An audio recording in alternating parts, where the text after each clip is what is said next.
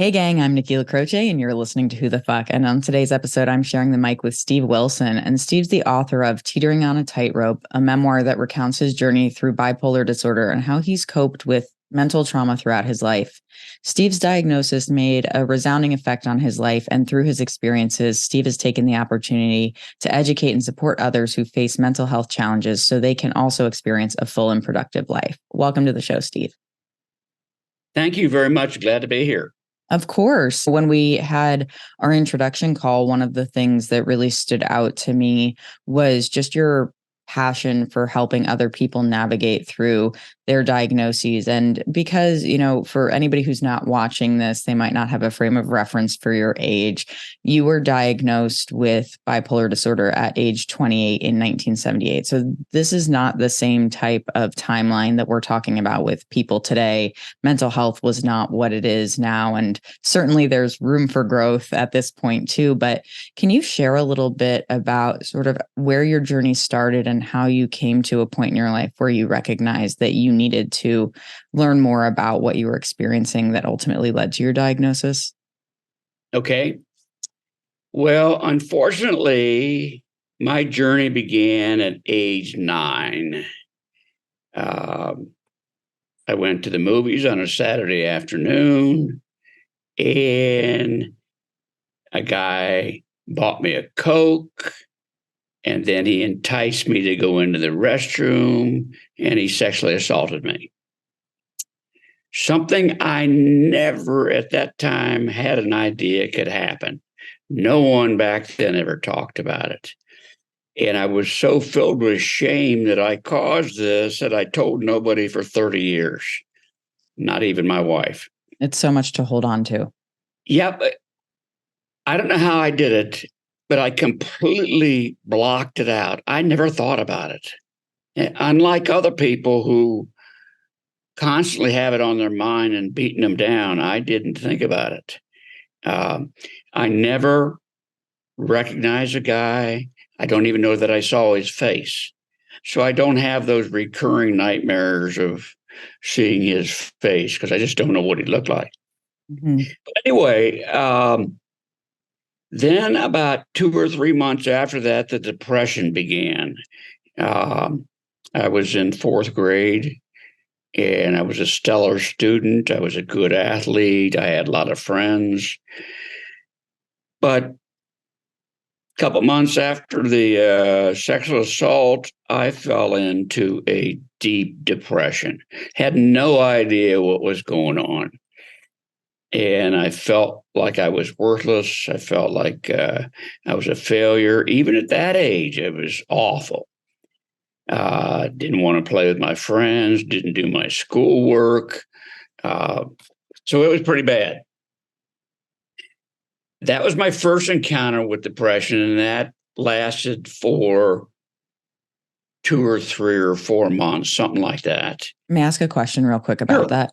So you're speaking to it, recognizing in the present in which we're speaking that is depression. At the time, did you understand that, or was it understood to your parents or anything like that was a depressive state, or did it just feel like it was a shifted mood? It was just a shift in mood. I thought it. I had no idea what it was. My parents didn't have a clue. In fact, they didn't have a clue um, for the next 10 years. Okay. I went around. Now, you got to understand one thing about bipolar and depression. They come in waves. You're not depressed one day and stay that way for the rest of your life. It's up and down, up and down. And it may be down for 2 months and then up for 6 months. You just never know. Mine came in that after my first experience, I was okay for the next 6 months. And that was fourth grade. So into fifth grade and sixth grade, I was doing pretty well. And then it hit me like a rock in seventh grade. And I went to the bottom.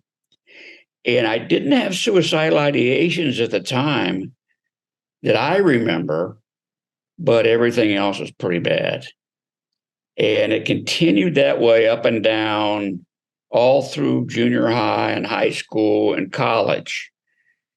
Um, it began to be really terrible at the end of my college days.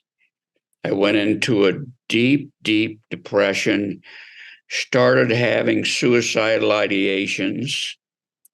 I was a good swimmer. I swam laps every day. And all of a sudden, it started that every stroke I took, my mind from somewhere else would tell me to kill myself. So I went through that. And finally, my mother, after all those years, recognized something was wrong because she had gone through it. Okay. And she got me a psychiatrist, and I began talking to him. And in 1972, 14 years after the sexual assault, he diagnosed me with clinical depression. And they started a regimen of medications, and none of them worked. I went into the hospital, and at that time, there were medications, but it was also the belief at the hospital I went to that hard work would put these thoughts out of your mind. Mm-hmm. So they had me build a rock path through the forest near the hospital. They had me knock down weeds with a sickle. Every time I swung the sickle, my mind from somewhere else would say, kill yourself. It seems a little counterintuitive to put something that could be weaponized against yourself into the hands of somebody who's depressive and No, I never even thought suicidal. of that. You're the first one to bring it up. Never gave it a thought. Interesting. From the medical professional side, you would think that they might have considered that. I'm glad that it didn't cross your mind, obviously, but it definitely shows disparity in the times, right? That seems like that would be the last thing that somebody would recommend doing at this juncture. Well, as I said, I never thought about it, but you're right. So I got out of the hospital 3 weeks later. They gave me a regimen of pills to take. None of them worked. They didn't work at all. They made me sick. They made me throw up. They were terrible. That was 1971. And that's when they diagnosed me with depression. And after nothing worked, in 1978, my psychiatrist came to me and he said, I think I made a mistake. I think you are bipolar. Meant nothing to me. I never even heard of bipolar. I doubt if many people heard of bipolar at that time. Mm-hmm. So for 6 years, I suffered thinking it was depression. He called it bipolar, and he was right. And at that time, and still today, the go-to drug is lithium, and it worked very well. I got about 50% better, and I began to be able to navigate myself through life. I wasn't cured. There is no cure for bipolar, just like there's no cure for depression. But I got about 50% better so I could function in the world. Up until that point, I hadn't been able to keep a job. I would get angry. I would get fired. I did nothing right. And when I got the lithium, my anger lessened, and I was able to go to work in my family's clothing business in 1978 for the next about 20 years. I was still not very successful because I had a lot of ruminations all the rest of those years. Ruminations are wild thoughts that go through your mind. You can't get them out. They'll keep you from sleeping. They're really horrible. You latch onto something that you think you made a big mistake or that you hurt somebody mentally, something you said, and you can't get it out of your mind. I understand that. I've dealt with anxiety, and at the peak of my anxiety and dealing with PTSD during my last relationship, the rumination was just incessant. And it was one of the things that I was so grateful in starting therapy was getting to a place where that wasn't just the constant state of existing. Because I understand completely. I had troubles with focusing at work during all of that as well.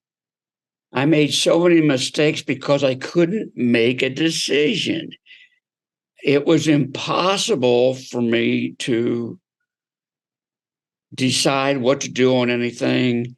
Um, Later, as my business was around for 85 years, but the last 5 years, because of competition, I just stood around and let it fall apart. I could not get my mind to concentrate on what was at hand.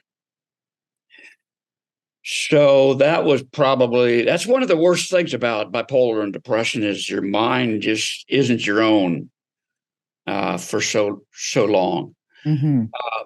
Then my psychiatrist died, and I got a new psychiatrist. And in the year 2000, he prescribed Paxil, and my ruminations all but went away.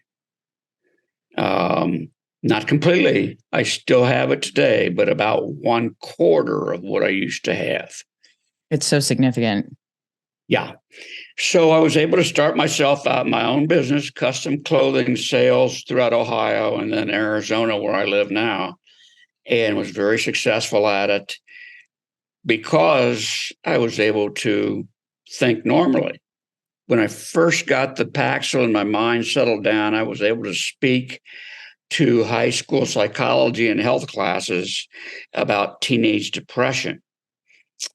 And one of the reasons I did that is because we had a young lady who worked for me at my clothing store. We hired her for Christmas help. She was about 15, 16, very bubbly, very cute, had everything going for her. And one Saturday morning, her best friend came in and said that the young lady had taken a gun to bed with her and shot herself in the head. It's devastating. Yeah, well, it happened one other time with a young kid too, just about 5 years before the girl took her life. A friend of mine from college called me. We were pretty close, and his young boy of about somewhere between 13 and 16 had started robbing houses because he got so depressed and he had a drug problem. And he got caught, and they called the parents down to take him from the jail and take him home. As they got there, he pulled out a gun in front of him and shot himself in the head. So I realized at that time that this was an epidemic, and it's gotten so much worse as the pressures have mounted on everybody in this crazy world of ours. And I spoke to those high school classes, found out from many of the students after my speech, um, I would ask anybody who wanted to come up and talk to me about anything that was bothering them. Mhm. One day, a young lady came up. She was probably the most popular kid in the school. She got all A's. Uh, she was an athlete. She was perfect. She came over to me and said, I can't do this anymore. There's so much pressure on me from my parents, the school workers, the teachers, everybody else that I just can't do it. I'm giving up. I want to kill myself. And then soon after that, a young lady came up and she said, I have no friends. Nobody likes me. I'm ugly. My parents hate me. I hate them. I want to die. So it became apparent at that time, which was somewhere around 2000, something like that, how stressful it is to be a young kid in school. And as I said, it's just gotten worse. Yeah. When I came to Arizona, I tried to resume doing that, but the places that did it wouldn't accept me because I was too old. They wanted a peer no older than 35, and I was in my 60s. So I reached out to become a facilitator in a couple mental health support groups. And I've been doing that for the last 8 years here in Phoenix. And it's been a real eye opener. So those groups that you facilitate, how did you come to find them and get involved in sort of what's the nature of the group when you're there? Well, I found the group just happenstance. It was an ad in the paper that they were looking for a facilitator. So I went through some training and they accepted me. And these are groups that are 18 and over. Okay. We don't do kids. They have special groups for kids under 18. I think the most relevant thing I have found out for the last 8 years is that many people come to my groups because when they were children, they were either sexually assaulted, or physically beaten, or mentally destroyed by their parents, whatever. But they, just like me, although I was only assaulted once and they probably had to go through it for years, it screws up your head and you got a lot of problems for the rest of your life.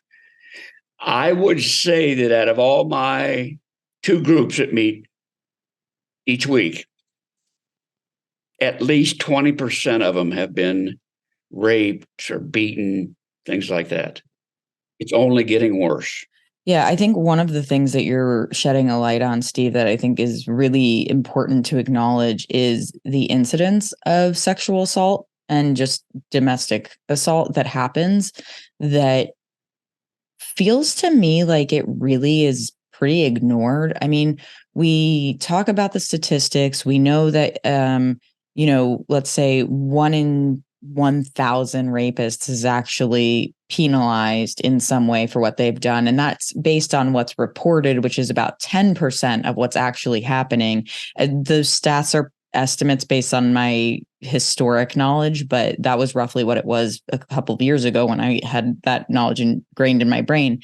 And you just think about how you made the comment, this is an epidemic. The lack of accountability for, or even just the lack of any sort of punitive response for people who are taking these actions against vulnerable human beings, whether they're children or adults even, but particularly with children, it is our responsibility as elder human beings to keep the younger human beings safe. And it's so, not only disappointing is an understatement, it's grotesque that we lack the empathy required as a society to put a stop to these things. And I think one of the things where mental health really intersects, it's the people who are perpetuating these violent crimes and then the people who are impacted by these violent crimes. Mental health is an issue for both parties there. It does not excuse the behavior that is violent at all.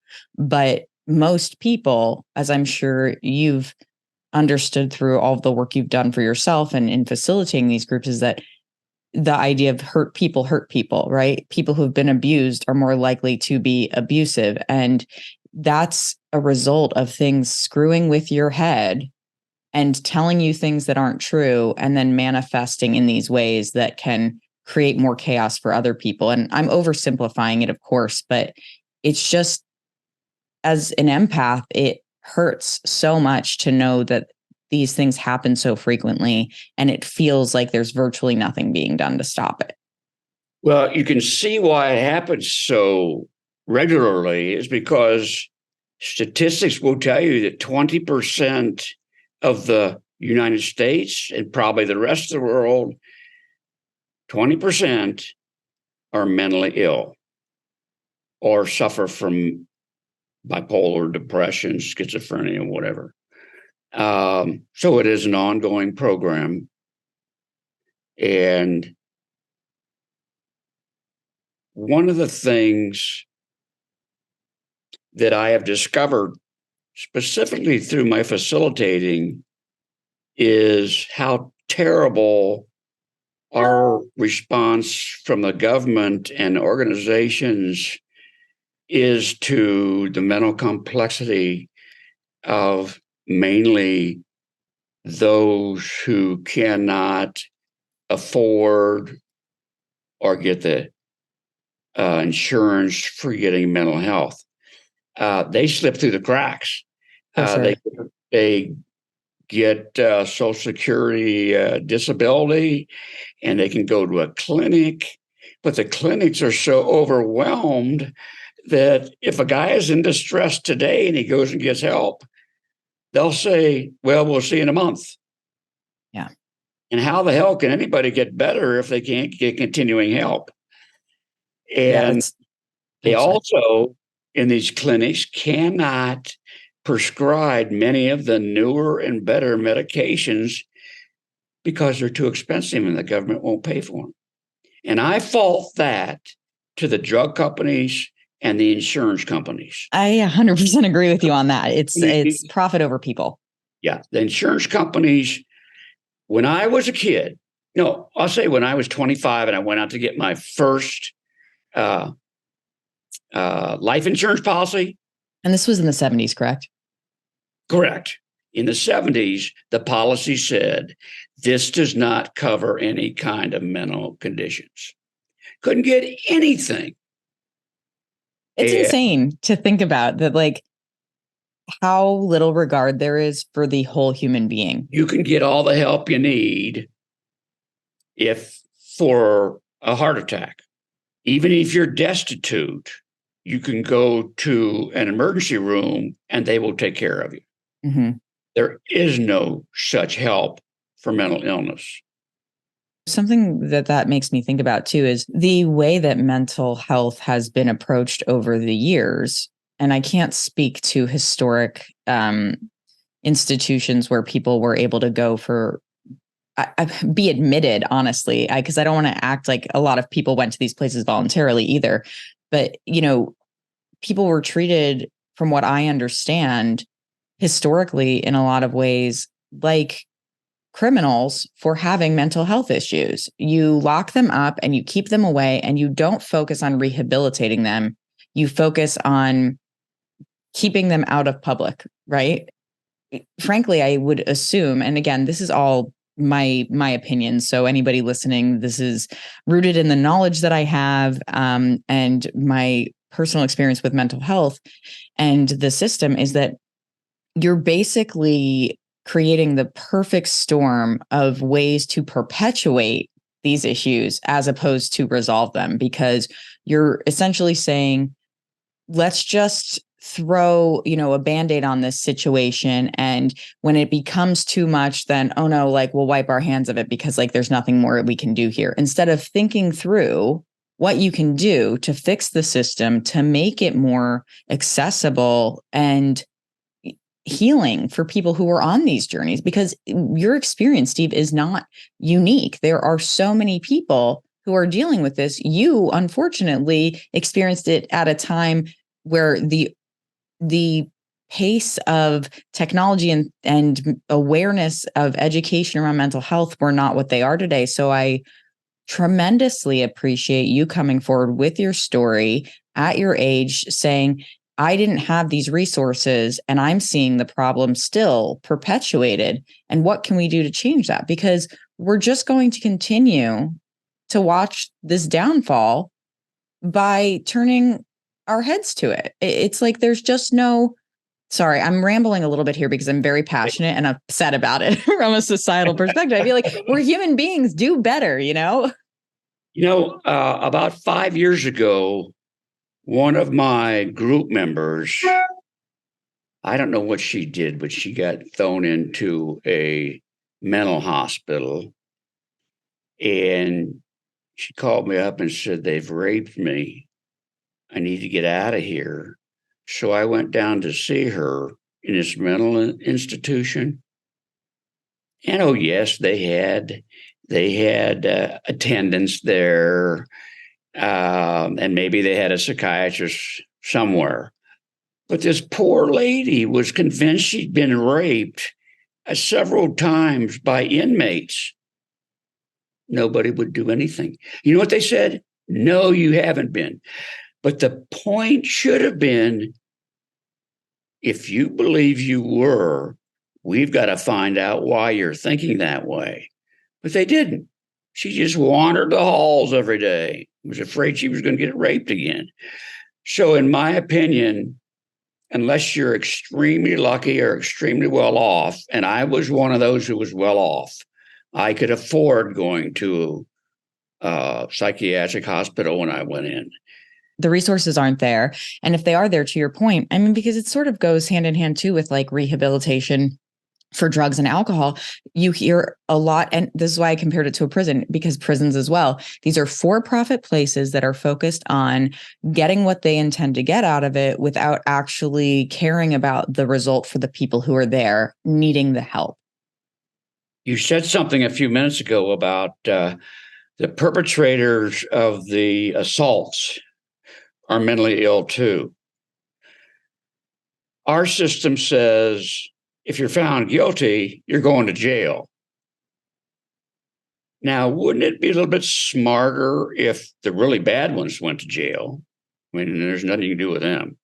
But the majority of those people who are convicted are so much in need of mental care that throwing them in the jail is going to worsen the problem.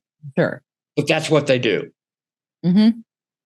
You know, I'm curious in the experiences that you've had. You've been very open, and I appreciate this so much, Steve, sharing your experience going through a sexual assault at a really young age, and then having a lot of interactions with people who have been victims of sexual assault as well. Is that something that has been or is challenging for you, having gone through that in your own right, and then having other people share those stories with you? Because there were sequences of events that happened in my last relationship where my ex had shared with me that she had been sexually assaulted previously, without going in like too far down the rabbit hole in this conversation. There was a moment where something happened and it appeared that she may have been sexually assaulted again.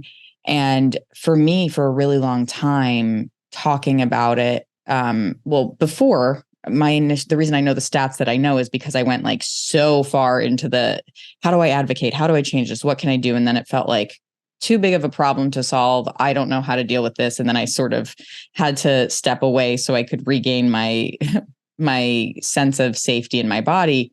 But when it came back around and I was able to kind of move forward from that a little bit, it was really triggering for me to hear people talk about sexual assault or rape. And it was something that I think it's triggering no matter what, if you have a close connection to it, in my experience. But I'm curious if you feel that way as well. Well, I would say no. I never thought of it for 20 years. But let me tell you what happened. I got up the guts to tell my psychiatrist. This is about 5 or 10 years after I started to go see him, and I'd gotten over the worst of my problems. But I thought, today I'm going to tell him about my sexual assault. So I got all my guts up and I said, I want to tell you, I was sexually assaulted when I was 9. His reaction was, so how are you today? Well, I'm fine, but did you hear what I said? He says, that's okay. You're okay today. And he wouldn't delve into what had happened to me. That's interesting. Didn't pay any attention to it. And about 5 years later, he was dead. And I went to a psychologist who was a friend of mine, an acquaintance, very good friend. And I'm in her office and I said, I want you to know I was sexually assaulted, and this is something that I think we got to deal with. And she said, well, what'd the other psychiatrists say? I said, nothing. She said, well, that's the way it is. So my feeling is that you can not always depend on the professionals to give you what you need. So often in my groups, I hear of people quitting going to a therapist, psychiatrist, whatever, because they couldn't connect with them. The psychiatrist wouldn't listen to what they were saying. They were already on a plan of how to treat them because they've treated everybody else the same way. I love that you just said that, Steve. I need to interject and I will let you finish what you're saying, but that you just hit the nail on the head. And I think this is a big part of why a lot of people stop going to see therapists or don't want to go, because they fear what you're describing, or they've experienced what you're describing and they feel like a lost cause, or like, then they're telling me it's nothing, it's not anything. And the term that you use is that they don't connect with somebody, and it's just so spot on. You need to feel safe and you need to feel like you're getting what you need, and getting what you need in terms of validation. You're not looking for somebody, you don't want somebody who's just going to tell you you're right all the time, but you want somebody who justifies that your feelings are valid and that your experience is valid. Correct. And I'll tell you, all the time, I'm telling my group members, stand up for yourself. Tell the psychiatrist that you're not feeling well, the medication is not working, and advocate for yourself to get something better. Sometimes it works, sometimes it doesn't, because these people, especially the ones on the lower end of the economic scale, have just been beaten to death on their problems. And they quit taking the medication because it doesn't work all right away. Or many of them say, well, I took the medication, I felt well, so I decided to stop it. I didn't need it anymore. They went back into the toilet. And so many of them say, I'm not going to take any drugs at any time. So it's a combination of themselves ruining their chances to be better and not being able to connect with a professional who can really help them. Yeah, and you make an interesting point that I think a lot of people probably need to hear.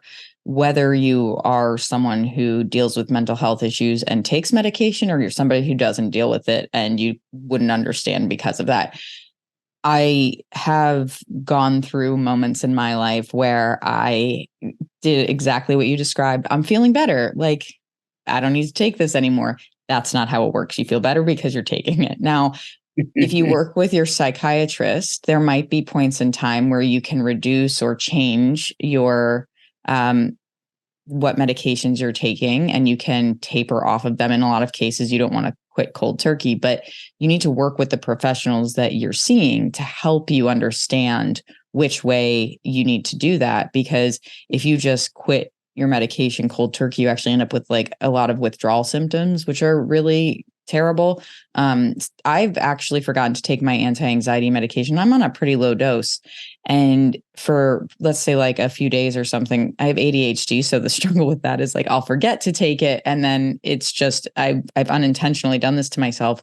And I know, because I start to feel those symptoms and I recognize that that's not okay. And so a big part of it too, to your point, Steve, is like listening to yourself, not just what you're telling yourself, but what you're physically feeling. And if you are not okay, and you do need to advocate for yourself. I think that's a really brilliant point, because I think we do rely a lot on professional insight to guide where we go with our mental health journey, but nobody, in a lot of ways, nobody knows you better than you. So you have to, provided you are in a well enough mental state to make certain decisions, to advocate for yourself, or if you feel like you're not in a good mental state, know when to reach out for help. And that you had mentioned, I think when we previously spoke, it's not something that you can do on your own, and it is not a burden to other people to ask for help.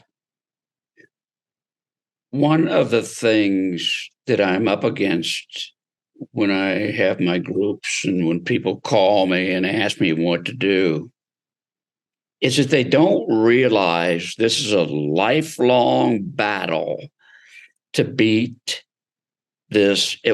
That's not fair, because you can't beat it. you got to be able to make it so that you can cope with it and live a good life, which you can, which happened to me. How many years did it take? 35.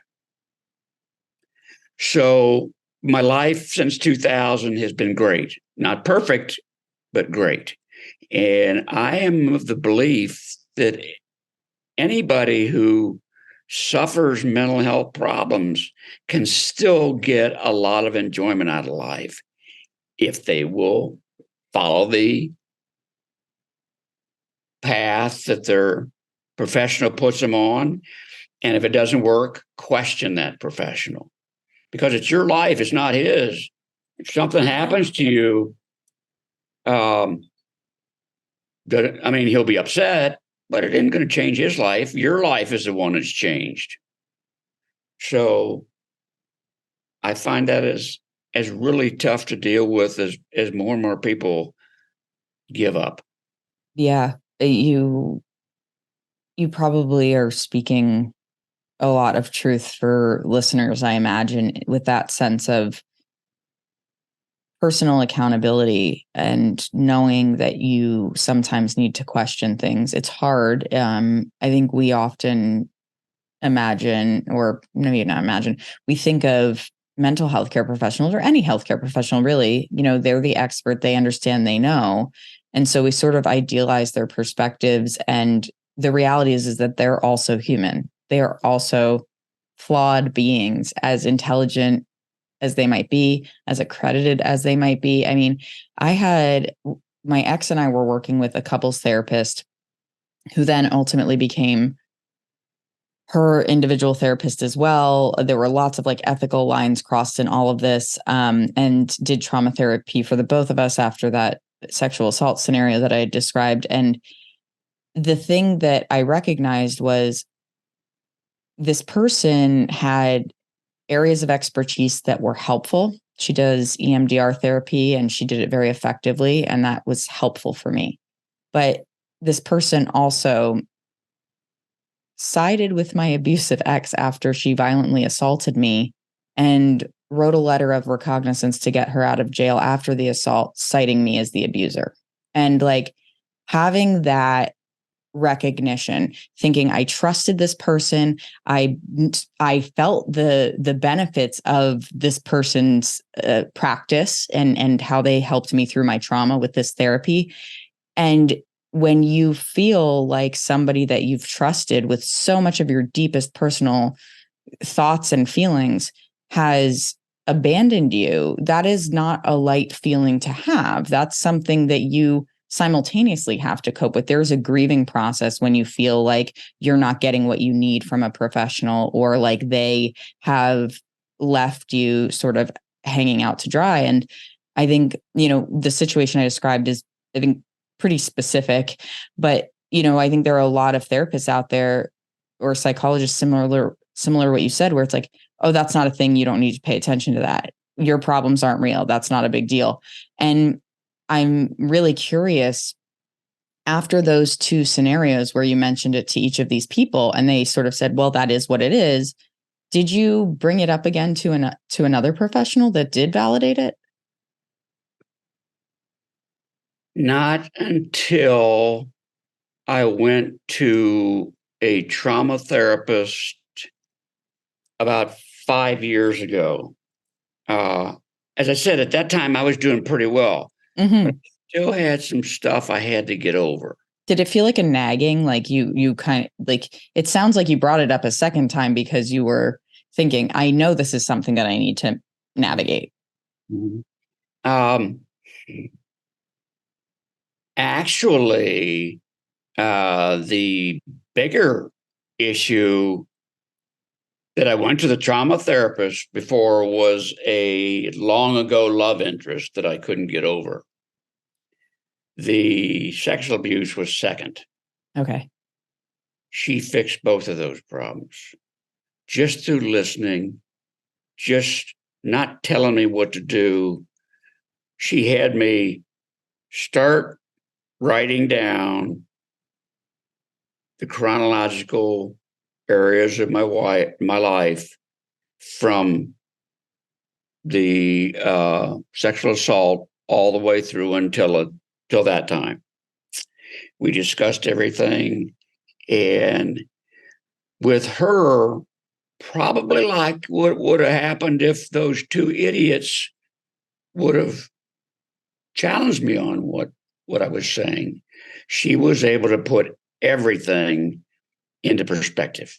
Mm-hmm. And all the wasted time thinking about that lady went away. So,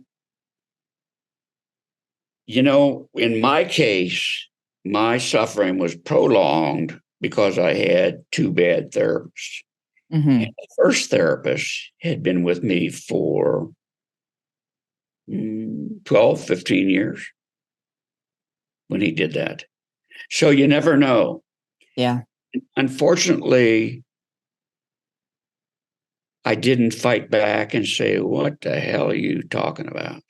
I just let it slide because I found out that one of the things most of us suffer through is that we feel so inferior to people at many times that we won't challenge them. We Mm-hmm. know they're better than us, and we know that they're right on everything, and we're always wrong.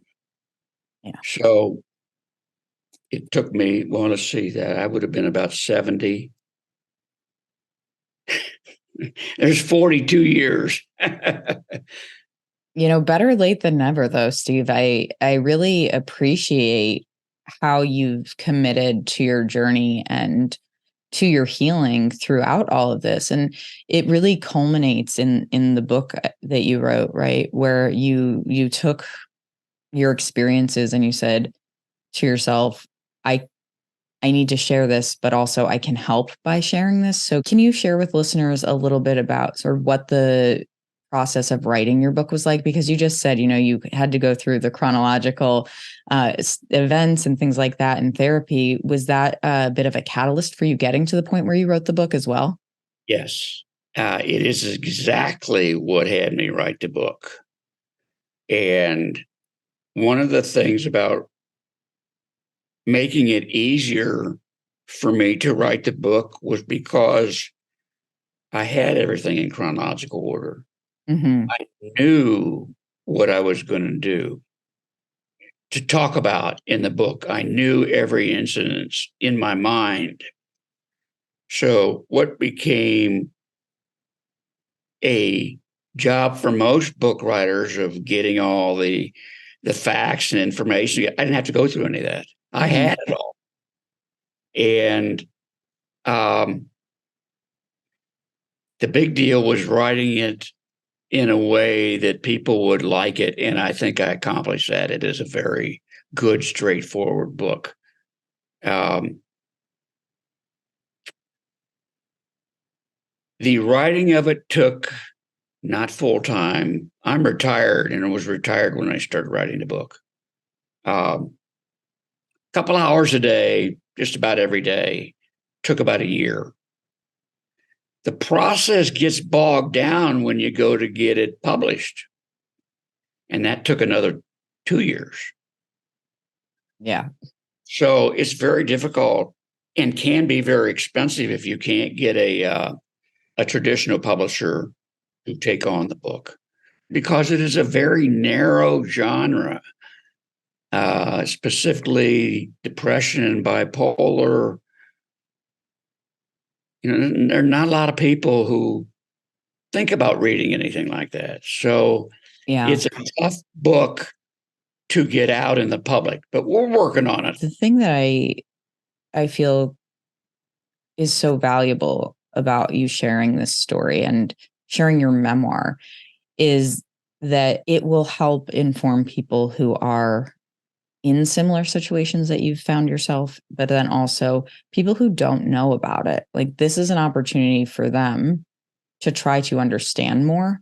And in my experience through life, and especially with this show, is that one of the best things that we can do is listen to other people's stories, even if we cannot relate to them, especially if we cannot relate to them, because it gives a sense of compassion and empathy that's required to be able to facilitate understanding, to allow us to have these hard conversations, to discuss topics that are difficult to discuss. You're so candid and just rich with knowledge of your own experience, but you've translated that into something that can help other people. So I really encourage anybody who's listening.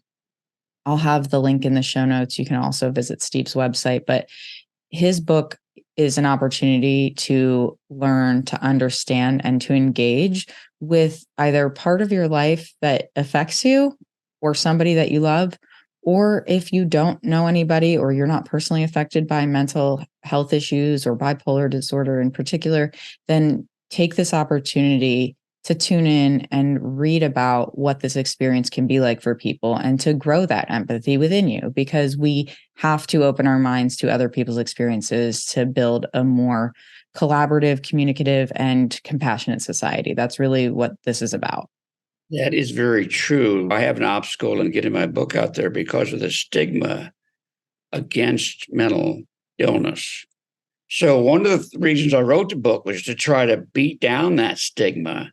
Two things I try to do: give the people who are suffering the realization that they can live a good life, even though they've got bipolar or clinical depression or schizophrenia. They can all lead a better life. And two, to wipe out the stigma that is actually perpetuating the fact that we have such a poor response from the government, the insurance companies, the medical profession. We're just at the bottom of the heap when it comes to getting the help we need. Yeah, we're trying to hold those institutions accountable for what they claim to provide in terms of resources and assistance. And I feel extremely driven to help share that message from, your experience, the experiences that others have shared with me, my own experience. I feel like there is a much higher likelihood that this continues onward if we don't start to facilitate real meaningful change in these industries. And something that I do hold on to hope with is that there is more emphasis on emotional safety, psychological safety, mental well-being for younger generations now. And my hope is that there will be a turning point for them sometime soon. But as you said, I think that requires a much larger systemic shift. And that doesn't feel imminent. And I hate that. It's one of those things where it's like the problem is so big that it feels a little bit like, where do you start? But the reality is we have to start somewhere. So any difference that you can make, try to make it. And there is power in numbers. And I do believe that this conversation is one that will help listeners and impact them in a way that translates into just, at the very least, as I said, more empathy. But maybe, somebody listening will hear this and buy your book or share your story, or maybe it's somebody who works in one of these industries that can, have a little bit of a light bulb go off in their head and think about how they can change something. That's always my desire when I'm having conversations like this, especially the ones that are just so deeply rooted in a lifelong journey of self-discovery and recognition of who you are. And Steve, I'm so grateful to have had you on here. And as we're rounding out the episode, is there anything else that you'd like to share with listeners before we hop off, either about your experience or anything? One thing we haven't talked about Please go is for your it. own personal support group. Yes. Now, in 1958, I didn't know better. I didn't tell anybody.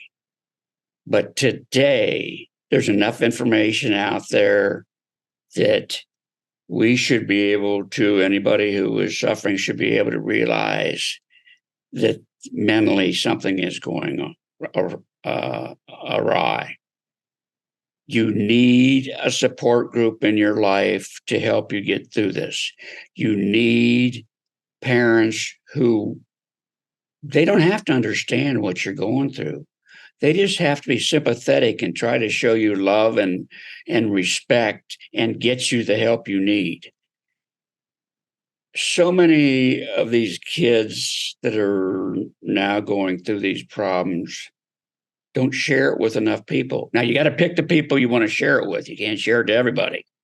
And sometimes that's not your parents, to your point. I mean, ideally, your parents can be supportive figures in your life, but there are a lot of parents who aren't equipped for that. And so, if not your parents, then trusted individuals in your life that you can lean on. One of the things that I was so upset about learning, it was about 10 or 12 years ago. I talked at a very prestigious high school and junior high out here in Phoenix. And this class I was talking to, I talked to every one of their classes for a full day. When we got all done, first of all, the teacher didn't like my speech at all. She thought I was too scary. Because it's very down to the point. It talks It about is scary, but that's the point. everything. And then I said, well, how often do you have these sessions with your kids? She says, once a year. And I say, well, that's not even close to enough. She says, well, we don't want to scare them. So I began to realize the incompetency in most of the teachers and counselors because they don't know what to do. Nobody's guiding them. Now it's getting better. I will say that. But this was from a very knowledgeable teacher, and she should have known better. Yeah. Well, it reminds me of when my sister was in middle school. I think she was in 8th grade. So it made her probably like 14, 15, these kids were. And a kid in her class killed himself. He shot himself. And he, I guess, had been writing things in class assignments or something that a teacher had access to at that point. This was pre-digital, so I'm sure a notebook or something. And brought it to the guidance counselors and said that they were concerned. And the guidance counselors wrote it off as teenage angst. And that's not to place blame on them because it's not ultimately solely their responsibility. Obviously, there's plenty of people in that person's life who he needed help from. But to that end, it echoes what you're saying, and that, yeah, you don't want to scare kids, but you also don't want people to grow up with the perception of the world that is not accurate. How do you keep yourself safe? How do you grow in a productive way if you don't understand reality? It's very true. Very true. But I do fault the counselors and the teachers because common sense And that's completely fair. tells you something is wrong. Do something. Yeah, absolutely. I really admire your persistence with communicating your message and making sure that people understand that. And I wholeheartedly support the way that you approached that with that individual because they need to hear it. Sorry that it's scary for you, but that's also life. And you can't go around acting like these things aren't happening. And if you do act that way, then it, as you've said sort of throughout this episode, it perpetuates the problem if you just don't acknowledge it. And I really appreciate the message that you send and that you've shared throughout this conversation, Steve. Thank you very much. I just want to keep trying to get the word out. The best way to do it is through podcasts. I will say that. And I've done many of them. But I find that one of the limiting podcasts available are on mental health. If you want to go and talk to somebody about movies, you'll have 10,000, maybe more podcasts you can go to. I was on a podcast finder, if you want to call them that. They had 60 to choose from. Wow. 60. It just shows you that everywhere mental health is just not up to the times. Yeah. Well, I mean, that's a big part of what I'm trying to do with the show, too, and something that I've really acknowledged to myself and to others, either that I've been having as guests or looking to potentially guest on other shows, is that my message really is about the intersection of human connection, mental health, and gratitude. And there needs to be an emphasis on all of those things. As you said, having a support group, having people in your life that you can trust, people that you can count on, that is the human connection part of it. The mental health aspect of it is being aware of yourself, understanding what you can do, and also what options that you have. Some of those are things that you're going to have to do for yourself. You can only do so much by yourself. And then you also need that connection. And the reason I feel so passionately that gratitude is a part of that is because the things that we are able to achieve with the help of others by discovering these parts of ourselves and healing them. I've had such a tremendous amount of gratitude for the people and the experiences in my life that have led me to where I am now. And something that you've spoken to also is the people who have stepped in and been able to help you throughout the years, and the way that you're able to help people who are in these groups that you're facilitating or going to these schools and talking to them. Like, there's an element of gratitude that comes from sharing the stories. And to me, that is really, more than anything, like, the healing part of it is obviously the ultimate goal, but to be able to look at it through a lens of appreciation rather than just shame or sadness when we've gone through horrible things, it, I think, is a great way to help us reframe those experiences and bring us a sense of peace when we need it. True, true. I want to leave you with one thought for many, many people who need to share their life stories or parts of it or whatever, or they just need to know that they are not alone. One thing I didn't have when I was a lot younger were support groups. They had them if you were in a hospital setting or something like that. But today, there are great support groups in every city in the United States. I'm assuming, because I know I've talked to a lot of those places. You will get a feeling of support and an ease of loneliness that you might be suffering from just by attending these groups. They can do as much for you as any therapist can do. You actually need a combination of the two plus medication, but don't be afraid to go to support groups.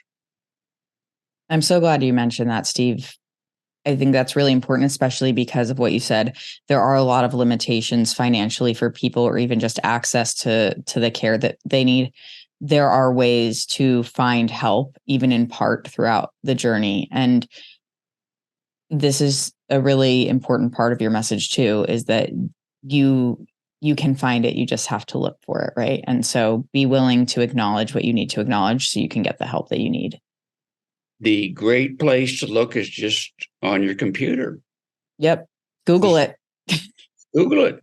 They're out there. Put in the city you're in, the state you're in, and bam, they'll come up.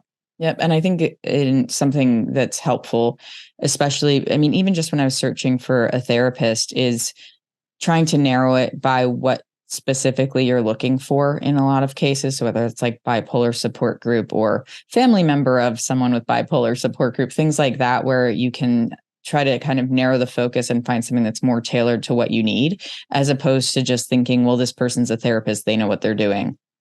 Or this is a support group for people who have mental health issues, but it doesn't necessarily relate to the aspects of your life where you need guidance or support. There's one problem with, I have found, my support groups.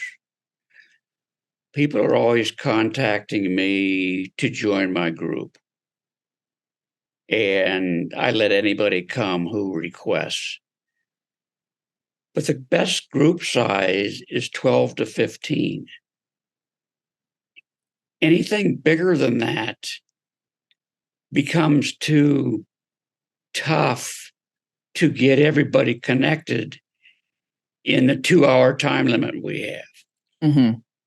And one of the problems that creates is that people come to my group who I've never had on the group before, and they participate because I usually don't let anybody not participate just because of the method I do. but they don't connect for whatever reason, and they don't come back. They don't give it a second shot. And I can tell you that's probably 40 or 50% of the people who come to my groups. They just walk away. And they got to give it more chance than that. You're not going to connect in a way. It's kind of like taking medication. If you take a pill one day and it doesn't work, you stop it. Well, that's what a lot of them do with support groups. Yeah. Got to take your time. Yeah, you have to find the strength to be patient and allow yourself the opportunity to go through that process of healing, whether that's with a support group, with therapy, with medication, whatever it requires. It would be amazing if all of these things could just, be fixed overnight, but that's unfortunately not how it works. So I definitely agree with you, Steve. And this has just been such a wonderful conversation. You're a great host. Oh, and I'll tell you why. Because you've asked questions that are not clinical or deserve a rote answer. You've asked questions that stimulate the conversation in a way that people can understand. Thank you so much. Podcasts where they might as well not even do the podcast because they don't know how to do it. Thank you so much. That's a huge compliment. I appreciate that. You have a really interesting, compelling, engaging story, and I'm so glad I was able to share the mic with you. And gang, if you want to learn more about Steve or purchase his book, you can visit authorstevewilson.com. I will also include links in the show notes for where you can get the book on Amazon and all of that good stuff. But in the meantime, is there anywhere else, Steve, you'd like people to try to find you online? Facebook, Instagram, all those good things? Well, I'll be glad to give them my email address. Perfect. If they even want to contact me, it's swwilson.wilson@gmail.com. Awesome. If they want to reach out, they can. I guess that's all we got to talk about. I'm sure there's plenty more, but I really appreciate your time, Steve. And gang, that's all for this episode of Who the Fuck. We'll catch you on the flip side. Thanks for listening to Who the Fuck, and if you like what you hear, share the show with your friends, family, coworkers, or anyone else you think needs a healthy dose of introspection and raw authenticity. Feel free to rate and review wherever you get your podcasts. It's always appreciated, and you can also visit whothefck.com to check out more content. Plus, you can follow me on Instagram, TikTok, and YouTube at whothefck_pod to keep up to date with what's new in my world and for exclusive bonus content. Catch you on the flip side.